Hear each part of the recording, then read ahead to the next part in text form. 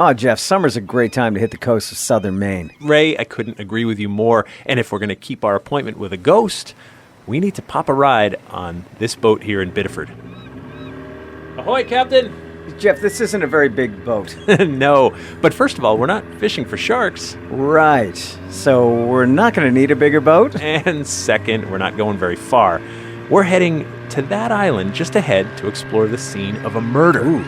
And look for the ghosts of the haunted Wood Island Lighthouse.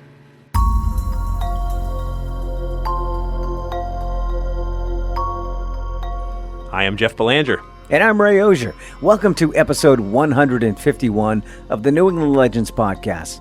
If you give us about 10 minutes, we'll give you something wicked strange to talk about today. Thank you so much for joining us on our mission to chronicle every legend in New England, one story at a time, and we can't do it without the help of our Patreon patrons. Did you know that for just $3 per month, you get early access to new episodes, plus bonus episodes and content that no one else gets to hear? We really appreciate your support because that's how we grow. Just head over to patreon.com/New England Legends to sign up. And we love it when you get in touch with us, either through our website, our super secret Facebook group that has almost 2,000 members sharing stories, by the way. Yeah. Or when you call or text our Legend line anytime at 617-444-9683. We'd love it if you called and left our show closing on our voicemail so we can hear you on a future episode.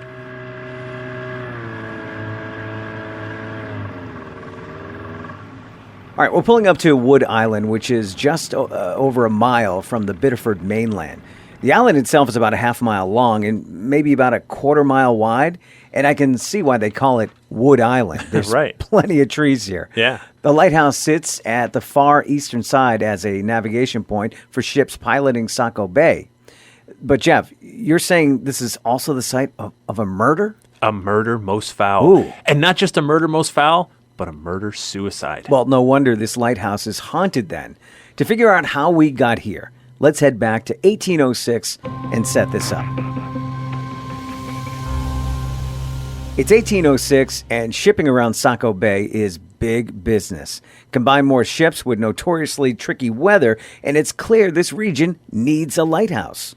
So the U.S. government purchases 8 acres of land on the eastern end of Wood Island, which is part of Massachusetts. When the wooden lighthouse is finished, it's 45 feet tall and features a set of hanging spider lamps and an eclipser, so from a distance it's seen as a flashing light.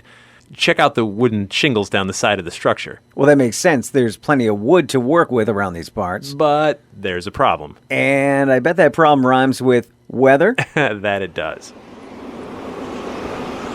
The weather on this island can be rough.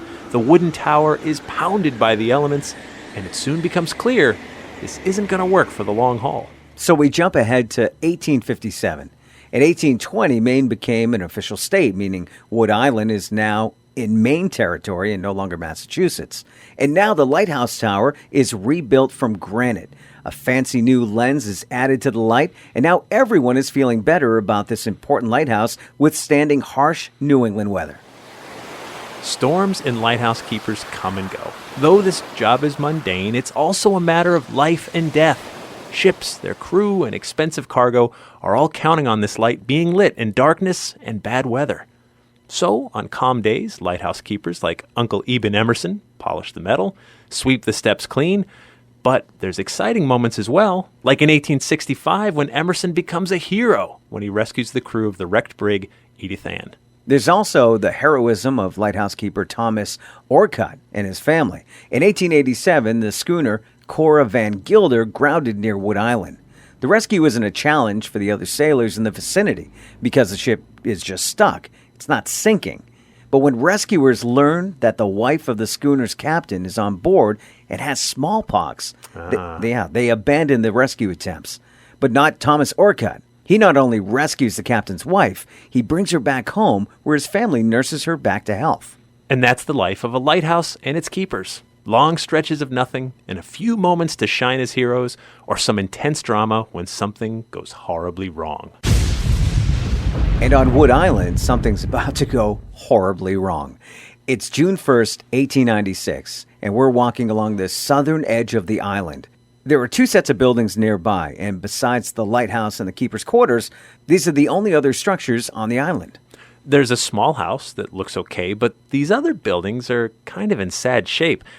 They look almost like small barns or maybe fancy chicken coops. Fancy chicken coops is pretty much what these structures were meant to be. Okay. But two 24-year-old men have been calling one of these shacks home. William Moses and Howard Hobbs live in one of the shacks. They're both local fishermen. Yesterday, both Moses and Hobbs spent the day in nearby Old Orchard, where the men went on a real bender. By the late afternoon, the men are good and drunk. Enough so that they catch the attention of the deputy sheriff, who threatens to lock them up if they don't tone it down. But the men heed the warning, and they keep quiet the rest of the night. But by noon the next day, the two men are back at the bottle when they hop in their rowboat and head back to their shack on Wood Island. They make a stop at Hills Beach, then reach their own shores around 4:30 in the afternoon. When the men arrive, Fred Milliken and his young stepson are waiting nearby as Fred's wife watches from their front door. Howard, I want to see you a minute. Milliken says. All right. Howard Hobbs replies.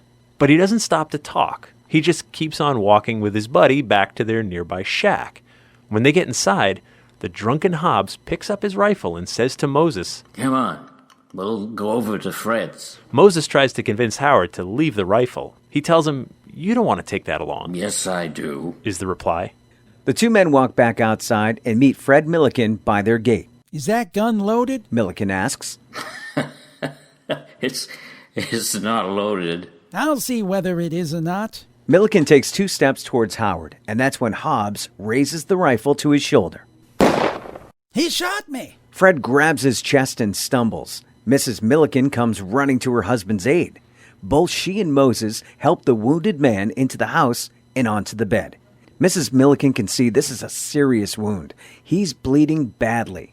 She sends Moses and her son in the boat to the mainland to fetch a doctor. Meanwhile, the gravity of what just happened has sobered up Howard Hobbs quite a bit.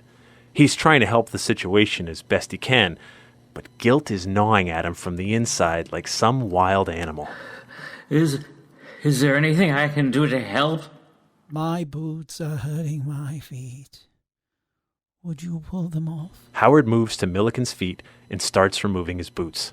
It was all your fault, Fred. If you hadn't started to take the gun away from me, I wouldn't have fired.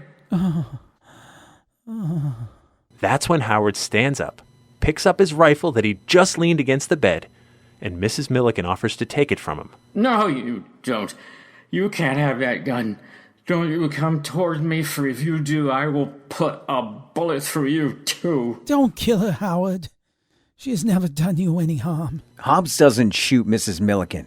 Instead, he follows her instructions to head over to Lighthouse keeper Orcutt's home and tell him what happened. A short while later, Orcutt and Hobbs return to learn that Fred Milliken has just passed away. That's when Howard Hobbs approaches the widow Milliken. Do you know what I'm going to do now?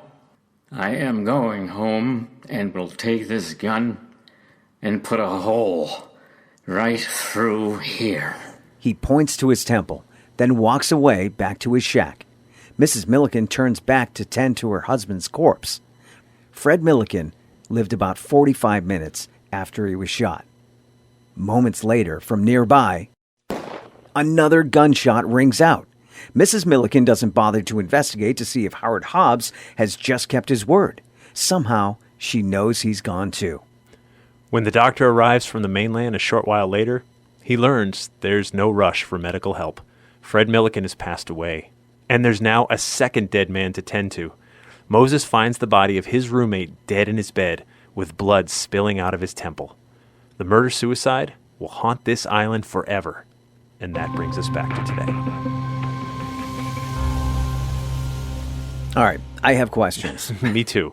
Was this some drunken misjudgment on the part of Howard Hobbs, or was there some beef between Hobbs and Milliken? So we know that Milliken owned the property where Hobbs and Moses were living, and that the pair had not paid their rent in quite some time. Now, Milliken had recently told some associates on the mainland that he intended to evict them on the 1st of June. But even Moses later testified there was really no quarrel beyond that. This seems to be a case of just poor, drunken judgment. And the case is ultimately ruled an accident, and considering all the affected parties were dead, there was no further inquest. Yeah, we've said this before. It seems like every lighthouse is haunted. It seems that way. We know it's a lonely life out here on the island, but add that routine loneliness to a murder-suicide, and you've got a recipe for a haunting. Inside the old lightkeeper's quarters, strange sounds have been reported at all hours of the day and night, as if some presence is crying out for attention. There's even a ghostly dog that's been sighted there. Okay. Then there's the reports from the other parts of the island, including the vicinity of the old house foundation on the south side of the island. Now, though the shacks and house are long gone, people still report seeing wispy apparitions flitting along the shore. And maybe, just maybe, that sound in the distance isn't a summer thunderstorm brewing. Maybe it's that horrific scene playing out one more time and haunting Wood Island forever. So many haunted lighthouses, Jeff. Yeah. I feel like we could do an entire series on just those. We probably could. I mean, you can't live in New England and not feel some kind of connection to the ocean. True. Even our landlocked friends in Vermont can't help but hear the siren call from over the mountains. We'd love it when you guys tell others about our show. Please consider posting a review for us or tell your friends on social media. Many of our story ideas come from you folks in our community, so please keep them coming. Please do. We'd like to thank Jim Harold from the Paranormal Podcast and Michael Legge for both lending their voice acting talents this week. And our theme music is by John Judd. This is Peter in Augusta, Maine, reminding everyone that the bizarre is closer than you think.